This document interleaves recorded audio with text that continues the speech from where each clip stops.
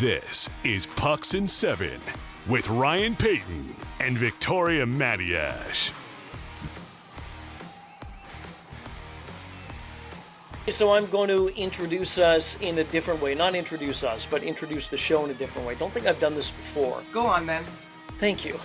So last night, Edmonton won 4-3 in Game 1 over Florida in overtime. Almost went to double OT. We'll break down the game and a whole bunch of things in between and other off-ice news too on this edition of Pucks and Seven in a second. But I want people to remember the number 4 and the number 3. And that score, 4-3. Even though I have the Panthers in 6, if the series goes 7, which after last night, hopefully it will, because that was amazing, it'll end 4-3. A hockey game. It'll end 4-3. That's all I'm saying. Keep the number in mind. Keep the separate numbers in mind. What a game that was. Welcome to the show. Ryan Paton, Victoria Matiash, brought to you by Rogue Sports and Media. We'll talk Nikita Kucherov. Also, before the Stanley Cup final began, Game 1, Gary Bettman addressed the media, had the State of the Union. We'll talk CBA, the Hawkeye technology, not the Chicago Blackhawks thing, Vic, as we talked about. Yes, but that's okay. I read that text too quickly. I know you did. You're like, what's this Hawks thing? Talking about the Blackhawks Love it. We'll also talk about the new coaches in Boston and Pittsburgh. One is a name. The other is who.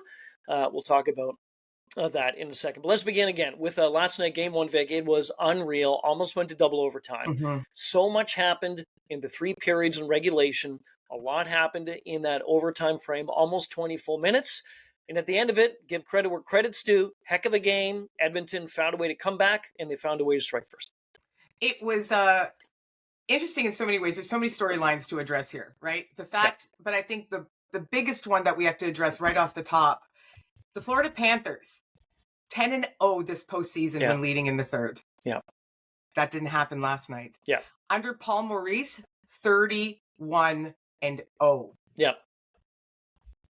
This just tells us, or shows us rather, the Oilers just are showing us now that they are a slightly improved version over last year's team. Sure. Which was still pretty damn good and took the Florida Panthers to a Game 7 and they lost by a goal. Yeah, they were a goal away like Florida was. This was a game the Oilers were supposed to lose. They were supposed to lose this game. Florida was up 3-1 and then 3-2, obviously, until it was tied up. That's the way that the math works. But in general, this was a game that the Oilers were supposed to lose, and they didn't. And there's reasons why they didn't lose that game, and a delay of game penalty obviously came into play. We'll get into that in a little bit. Formidable response after being done. You just don't beat the Florida Panthers in the postseason when you are down 3-1 in the second period, and they did. And in the second, this was a tale of 2 periods as well, in the second and the third. And in the second, I believe the shots favored Florida 17-8. So Stuart Skinner was great. But then chef's kiss. He was chef's kiss in the second period. But then in the third, Florida was outshot 14-2. And I did the math, and you combine the 14-2 in the third and the shots on goal both teams had, and again, almost a full 20 minutes of overtime, the total after the third and after OT was 24-8 in favor of Edmonton. So just based on that alone, Vic, there's no reason to think Edmonton should not have won this game. But again, Paul Maurice said after the game, it was an overtime goal. It could have gone either way. Other storylines, too, coming out of that. Bobrovsky played very well. I thought, at least one goal he was a bit shaky on. You thought differently? Yes. I thought one was. He faced 46 shots. What are you going to want from a guy? And he stopped a whole bunch of them. There's probably one he wants back, but the rest of them I think were pretty legit. Yeah, Skinner played well, and a lot of the talk going in was Stuart Skinner, and how is he going to be? Is he going to be the 800 save percentage guy or somebody who faces a ton of shots, makes a bunch of saves? So he was great. The final goal, before we set up the delay of game penalty, that led to that. But I've watched that game-winning goal over and over and over again. Hey there, Corey Perry. Ryan Nugent-Hopkins along the near wall gets it to Perry. Yes. Quick little pass to McDavid. A beautiful saucer to Draisaitl, right? And then if you look at the camera, I'm all about the camera angles. I don't know why I'm more so in this day and age of hockey, but there's so many different camera angles that you can see. So if you watch different replays, there was one replay of somebody, I guess the camera guy or woman, in the first row, right, of the stands through that through that the hole in the glass. And it had Draisaitl scoring, raising the hands, coming toward him or her. But in the background, you see McDavid. The first thing he does is he turns around to Perry. And you see Corey Perry behind him. He points to Corey Perry. And I thought that Vic was an absolutely beautiful goal. The no look. Yeah. Plus the gorgeous pass from McDavid to Draisaitl, plus a perfect shot, essentially. Yeah. Again, maybe Bob would like a second chance at, but really a pretty gorgeous shot. I don't know, to be honest. I don't know many goalies that would have stopped that shot. It was under his arm, so I think maybe he had a little bit better luck. And I know he was in tight, Ryan. I know. But just, I wonder if you asked Bob if he would like to face it again, I think he would say yes. Of course he would. Of course he would. But it was still a very, very pretty goal. It was a very pretty setup. I was a little grateful, no horse in this race, that we weren't going to double overtime, because I'm already going to lose a lot of sleep this postseason. With the way it was close. It was close. I'm like, oh no, somebody get this resolved. I still would have rather it not be on a power play where the penalty was earned in a questionable manner. Yeah, do you want to talk about that? Sure. One last point first. Oh yeah. We talked before this series that the secret to the Oilers' success, their star players had to be effective, which they were. Yep. But they also needed contributions from the supporting cast. I present to you Arvidsson and Podkolzin. Yeah. Because without them getting the Oilers back in the game, we're not talking about no Draisaitl and OT winner. No, we're not. So they played their part as well. I thought Kasperi Kapanen was very effective in this game. So there were other contributors. I mean, what can we say about Matthias Ekholm at this point? Yeah. Right? He's had one game warm up and he looks like he's been playing the entire postseason. He is their best all around defender. So it's not just the Draisaitl McDavid show, and it can't be. That's my point. Yeah, depth was a huge story going in, because the amount of goal scores on Florida compared to the ones with Edmonton, pretty much identical. I think they were 19 apiece, something like that. And you're right, you need, and we talked about this at length, and we'll probably do it through the rest of the series. It's the lines 3, lines 4, that third set of defensemen, the PK, the blocking of the shots. Yes, you can have some of the greatest players in the world playing on each team, which a lot of them are. But at the end of it, it's the guys who put in those really hard. I'm not saying McDavid and Leon and Barkov don't do hard minutes. They do, but they're not playing 40 minutes a game. That's right, exactly. There's going to be a lot of time when they're not on the ice, and you need the other players to contribute. Go ahead. Two things. The Bennett goal, it was challenged. Where do you stand on that? I think it was not a great coach's challenge, and I didn't. That's Agreed. Not hindsight. At the time, I said, "What are you doing?" To the television set. What are you doing? Did it say anything back to you? Well, Vic, I'm just in slow-mo right now. Well, eventually, I think it was Wes McCauley who told me that. Yeah, it's a good goal. It was a trip. Pushed. Yep. Did he make the most of the situation? Of course he did. Is he a hockey player? What are you going to ask him to do? But for Knobloch, I'm glad it didn't affect the outcome of the game, because I don't like that. Agreed. But to point out, this postseason, Ryan, coaches' challenges for goals, I know. 0 for 4. Yeah, so maybe we want to take a really good hard look at these, because guess what? Penalty given to the Oilers. Guess who scores on the power play? Right? I know. So you have to be extra careful with that. So I thought it was the right call. You? Yeah, I did too. Okay. I absolutely did. And you watch it initially, and plus nobody would have been talking as much about it if it wasn't Bennett who was the one who was in the crease, right? Such a poop disturber. But he knows what to do. And you're right. When he was coming back and he got upended a tiny bit. Oh, I'm just going to keep I'm not going to try to get it away. Why wouldn't you? He was legitimately tripped. He was. Have at it. He is going to get paid. No, he is. He is. Let's talk about the delay of game penalty. And you and I addressed this just before we came on, and how we don't want to see any game decided by that. Now, if Edmonton didn't score in the power play, then went to double OT and the Panthers won, even Edmonton won, then nobody would have said, okay, yeah, they got away with the penalty and the Panthers did the PK, everything was fine. But the fact is, they were down a man and Edmonton scored. I'm just going to tell you about this whole puck over glass thing. It irritates the you-know-what out of me. I think it is the dumbest rule in the NHL.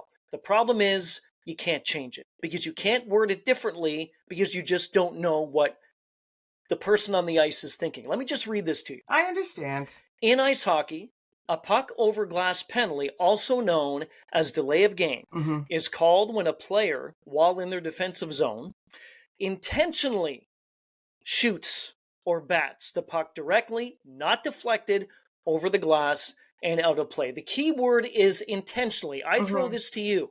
There is no, how many players in the league? 800, 700, something? Is that what it is? Thereabouts. Whatever. There's more than 5. You tell me that I think it's nearing 900, but go ahead. Nobody in the league is intentionally going to do that because they know that they will get penalized. And you watch what happened last night. There was time to clear the puck out of the zone. There was a tiny bit of pressure at the end, but there was no intention to do that. But right when that happens, and Chris Cuthbert had a great line. He was like, 20,000 fans just told you there should be a penalty. Everyone raised their... I think it's a stupid penalty. But the problem is, you can't change the wording in it because the word intentional is, well, obviously we don't think the players intentionally do it, but you can't say, let's review that. You can't review inside someone's mind and get a clear picture. You can only review what you see. So I don't know. I'm going to argue you. Ready? Please do. Because I know you agree with me on this. High sticking penalty. Are you responsible for your stick? Yes, you're responsible for your stick. So why are you not responsible for your stick when you're shooting the puck over the glass? Yeah. Why? You're still responsible for what you're doing. I think the intent in the intentional verbiage is more to address that if it doesn't go off another player, if it isn't deflected in some other manner. I think it's poorly worded, Ryan. I'm going to totally give you that. It's terribly You don't know what is in the player's brain. And nobody is doing this on purpose, because they know they're going to get the 2 minutes and then they're going to put their team in a rough spot. Like we should mention Tomas Nosek did last night and basically did cost his team the game. Side note, Nosek does this a lot. He is he's a repeat offender when it comes to the over the glass delay of game penalty. I'm just as a side note. Yeah, I don't like it. I don't love it. I don't love it, but I don't know what the solution is. They brought the rule in because they didn't want players to shoot the puck over the glass so that everybody would get a break and you could reset, right? Oh, yeah. No, and I get that, but there's nobody doing that intentionally. And even the high sticking thing, I understand you're responsible for your stick, but so many high sticking calls are completely accidental. You're going for the opponent's still call stick. them. That's what I'm saying. I know. I know it's not going to change. I just don't like it because I know the intent. For the most part, especially with the puck over the glass, it is nowhere near anyone's mind. Anyway, I agree with you. Game 2, who knows what's going to happen? We'll find out tomorrow night. Game 2. Stuff is going to happen. Let's just not decide this thing on a penalty like that, please. So whatever you guys do. Hey, we're on the same page with that. I know. Okay, let's get to some off-ice news before we get some coaches. A new one's in Pittsburgh, new one in Boston. A familiar name, I guess, in Boston.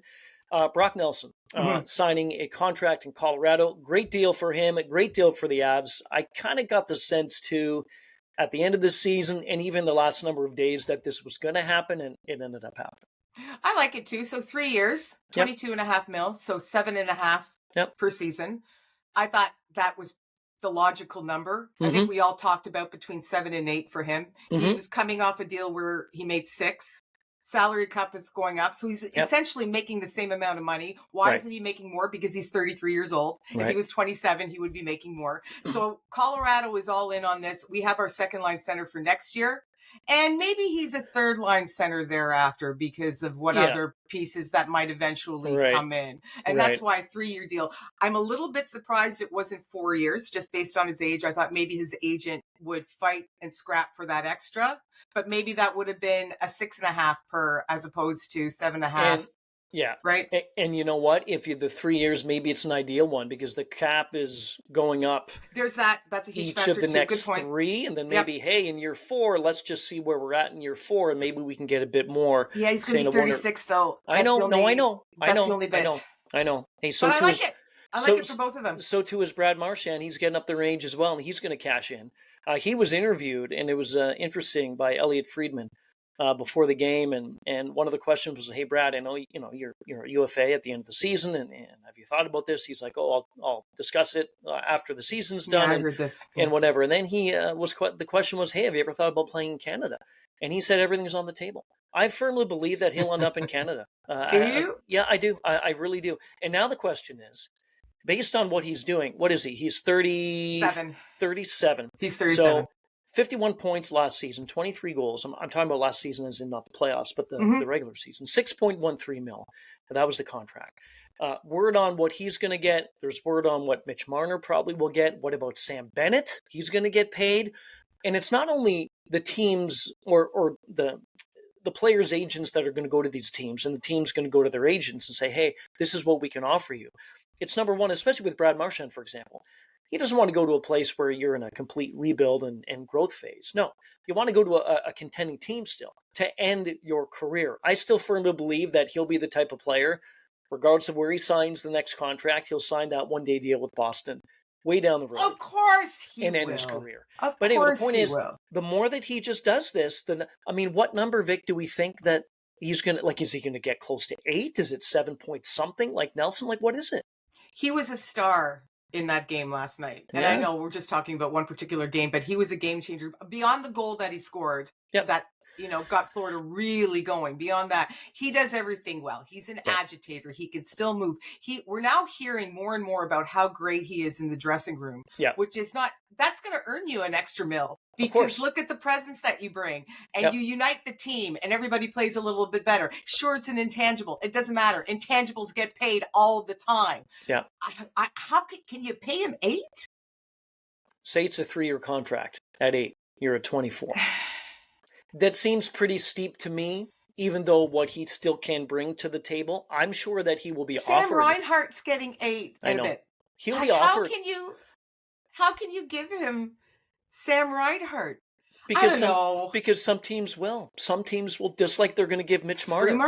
I saw the other day 12.45, 12.5, 13 point this, 14 point something. I've heard 14 thrown around. The number is astonishing, right? We had Emily Kaplan on this week, and she suggested Columbus. That I didn't hear about that before, but that's what she thinks. And the more you think about it, there's going to be teams that will throw money. The question will be to every single one of these free agents is, where do they want to go? Do they want to give up a little bit more money in order to maybe win closer to now than later?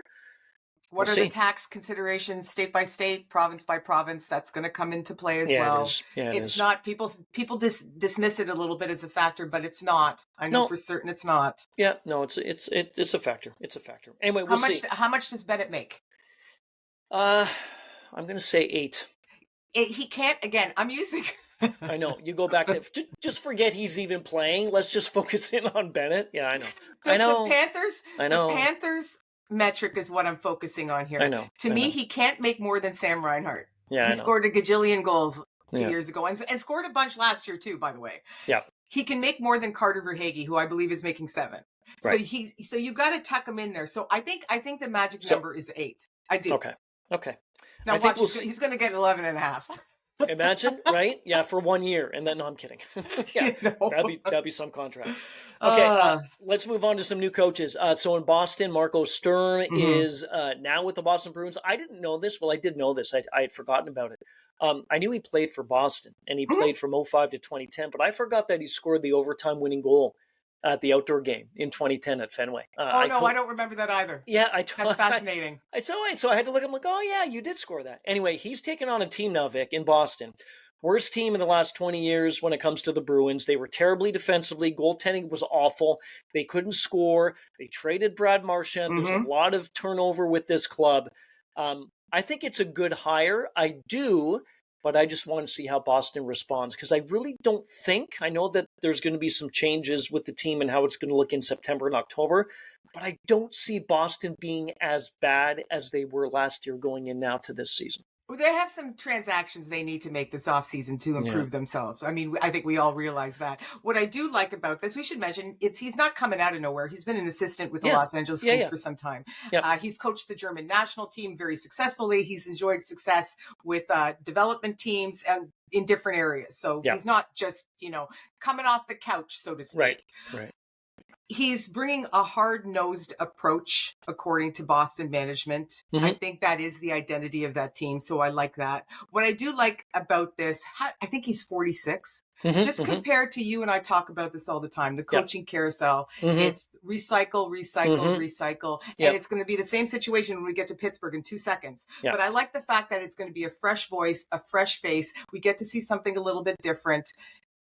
So I like that. But again, you're right too. Boston needs to make the appropriate they do. adjustments to the Yeah. personnel, or it's Yeah. not going to matter. No. Scotty Bowman in his prime could run this team. Yep. It's not going to make a damn difference. Yep. No, I agree. I say this all the time about coaches in the league. John Cooper, great coach. He's had a great team. Zen master. Paul Maurice, great coach. Yes. He's had a great team in Florida. And so my point is not disrespecting head coaches, but if you get a pretty good team in front of you, chances are you'll become a better coach. It's just the way it is. You're going to make a better soup with high quality ingredients. There's no question of that. Now, you can work with mediocre ones if you're super talented, but if you have the best pieces in play, you're going to be better. There's no question. Yeah. You said work with super talented after you just said soup. So that was pretty good. You didn't mean to do that. Let's move on. 20 minutes and 17 seconds. That's long. That's pretty long for me. It is. Your restraint has been admirable. It has. I know. Oh, you just wait. The horses have been unleashed. This one came as a surprise to me, and I would assume to you. Same here. So the Penguins naming Dan Muse, 23rd coach in history. You talked about the age of Sturm. Muse is 42. I like this. To me, this is, and I saw this article this morning about how Kyle Dubas, doesn't matter how many years he has left in Pittsburgh and how long it's going to be. Who knows? You never know with any job, I guess, in the NHL. Of course. But I do believe that this is something, and it's a statement by Kyle Dubas saying, we're not, again, to what you said about recycling older coaches, we're not going that route. We're going younger. We're going 42. And from what I gather, everybody has nothing but praise for Muse. I didn't know much about him, to be honest. I know he's been in the league 5 seasons with the Rangers as an assistant, and Nashville too. Yeah. So I didn't, you don't really know. It's a name, to be honest, I didn't really hear much about, but I like it. I really do, because kind of like in Boston, same kind of thing in Pittsburgh. Let's get this thing back going. Well, he's worked with kids a lot too, right? Yeah. Not in the developmental league, but also on the world stage. And he's enjoyed some success there too. But then you don't just want that. So the fact that he has worked as an assistant in Nashville with grown-ups, and once again with the Rangers now, what is extra promising here, he didn't get the gig, but the Rangers did interview him for the head coaching job in New York. Yeah. So that tells you a little bit something. They fire their head coach, but then they turn to you, go, you know what? Even though you worked for that guy, let's see what you have to say here. And they thought that was a worthwhile conversation. Good point. So again, I like the fresh voice. I like the fact that he's 42, and just that he's a little bit younger, and it's not the same guy over and over. The 67-year-old coaches should be hired too. It's not. There's no ageism here, but this is just different, and that's what I like about it. Let's move on. Gary Bettman again addressed the media before Game 1 of the Cup final. It's the State of the Union. He always does this the day of, certainly the morning of Game 1 of the final. It's always so fascinating. It's one of my favorite interviews, pressers, whatever you want to call it. Yeah, go ahead. It is. The CBA talks are great. The NHL is in great shape. It's moving in the right direction. So Expansion maybe down the road. Yeah, the cap is going up, as everybody knows, incrementally the next few seasons, which is absolutely great for all these teams trying to stay competitive in the league. The one thing that still comes up, and the one thing that will continue to come up, is LTIR, and the whole idea of, well, if somebody's out for an extended amount of time, then you jam them back in when the Stanley Cup playoffs begin, no count against the cap, and it's like he didn't even exist on the team's payroll. So Bill Daly said a couple of weeks ago, he said that the league and the PA, they've agreed to tweak LTIR when it comes to this, and how some teams have taken advantage of that. And I mean, look, it's going to come up for as long as a star player especially comes off LTIR, Vic, and then goes Kucherov, in and plays Game Mark 1. Stone. Keep There's going, some right? pretty shining examples of this. And then what's made this even more of an issue is that when Kucherov came out and came off, Tampa was successful. Same thing with Stone. So it's not like these teams were. That's why it bothers everybody. Yeah, it's not like these teams were knocked out in the sweep in the first round. It was, man, they either won the cup or they got pretty close. So where do you stand on this one? I like how the league came out and said, seems like teams are using this a little bit more often these days. But wouldn't you? But you know what? If it's in the CBA, which is the reasoning for this for teams, the rules. They can use it. Of course they can. Yeah. So this doesn't bother me as nearly as much as it bothers other people. Because again, I'm gonna go back to that. Them's the rules. You know what the rules are? If you can use them to your advantage. If you're not using the rules to your advantage, you're not doing a good enough job. That's as far as I'm concerned. Yeah. Now here's the risk you run. You're Tampa Bay and you don't play Kucherov all year. Maybe you don't make the playoffs. Maybe you finish in a lower seed and you're facing tougher competition. You bring them back. This is a risk that you are going to run. Mm-hmm. It wasn't it was an excellent risk, I should say, for both Vegas and Tampa Bay recently. Oh, it was fantastic. So it just doesn't really bother me that much. It probably should bother me a little bit more. My one suggestion to tweaking it is you bring in some independent medic arbitrator to look at this player sporadically to determine if they're really hurt. That to me is and that's a slippery slope. I don't know if that the NHLPA is going to absolutely pee all over that. I have no shot of that ever happening. But to me, if you had some sort of independent voice, independent medical view, look at Kucherov and go, "Hey, buddy, it's the beginning of March. You can play." Right? Yeah, no, I know. Yeah, but that opens up a whole can of worms. But that's the only thing that comes to my head. Yeah, it is, again, as you said, if it's in the rule book and you can take advantage of it, take advantage of it. I mean, it's helped teams. It's there for a reason for teams to do that. So, yeah, it's just kind of crappy, too, that so many star players get on that. So if they were third, fourth line, they come back, that's fine. They're not going to help. It's not going to be the difference why this team ends up winning the cup. But last bit on this, just imagine. For 2 seconds, if the Toronto Maple Leafs in November had placed Austin Matthews for the entire season, not only does he have the time to heal, but the other pieces they may have been able to bring on board at the trade deadline. I know. Just imagine. Hawkeye technology is, again, something that has been used in the National Hockey League. And on Wednesday, again, before Game 1 of the Cup final, the league announced that they were taking another step in the expansion of this. It's a new technological partnership with Sony. And again, this whole thing is the same kind of technology that we see in tennis to determine whether the ball is in or whether it's out.